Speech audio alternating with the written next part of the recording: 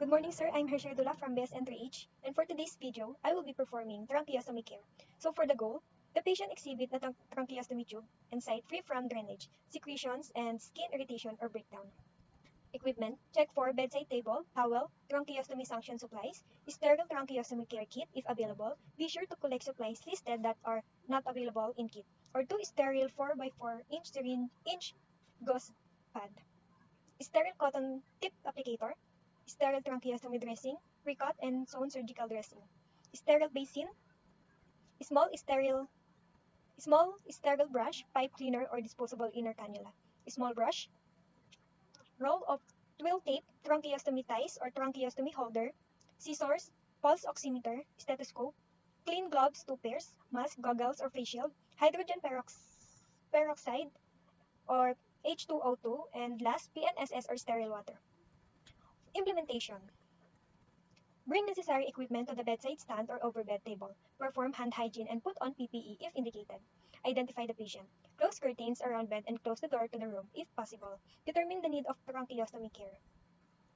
Explain what you are going to do and why the reason to the patient, even if the patient does not appear to be alert. Adjust bed to comfortable working position, usually elbow height of the caregiver. Lower side rail closest to you.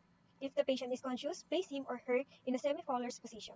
If patient is unconscious, place him or her in the lateral position facing you. Move the overbed table close to your work area and raise to waist height. Check for lung sounds. Place a towel below the trachea site, covering the neck and chest of the client. Put on face shield or goggles and mask. Sanction tracheostomy if necessary. If tracheostomy has just been sanctioned, remove soiled site dressing and discard before removal of gloves used to perform sanctioning. Prepare the basins and cleaning solution. Mix sterile water, PNSS, and H2O2 in one basin, 50/50. Be sure it will fill 0.5 inch of the basin.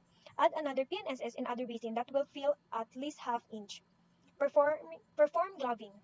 Cleaning tracheostomy. Remove the oxygen source if one is present. Stabilize the outer cannula and faceplate of the tracheostomy with your non-dominant hand. Grasp the locking mechanism of the inner cannula with your dominant hand. Press the tabs and release lock. Gently remove inner cannula and place in first basin with PNSS plus H2O2. Let it submerge there for a few minutes. Simultaneously, gently slide the tracheopod, dressing downward and discard.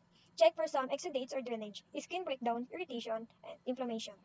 Clean the inner cannula of the trachea tube using the prepared PNSS plus H2O2 and use brush to remove solidified or sticky mucus. Rinse using the second basin with PNSS only. Discard gloves and put on another gloves if necessary. Dry the inner cannula using sterile gauze pad.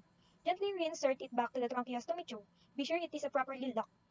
Dip cotton tip applicator or gauze sponge in cup or basin with sterile saline and clean stoma under faceplate. Use each applicator or sponge only, moving from stoma side outward. Pat the skin gently with dry 4x4 gauze sponge. Slide commercially prepared tracheostomy dressing or pre-folded non-cotton filled 4x4 inch dressing under the faceplate. Check the fit of the tracheostomy collar. You should be able to fit one finger between the neck and the collar. Check to make sure that the patient can flex neck comfortably. Reapply oxygen source if necessary. Remove gloves. Assist patient to comfortable position. Raise the bed rail and place the bed in the lowest position. Remove additional PPE if used. Perform hand hygiene. Documentation. Reassess patient's respiratory status, including respiratory rate, effort, oxygen saturation, and lung sounds.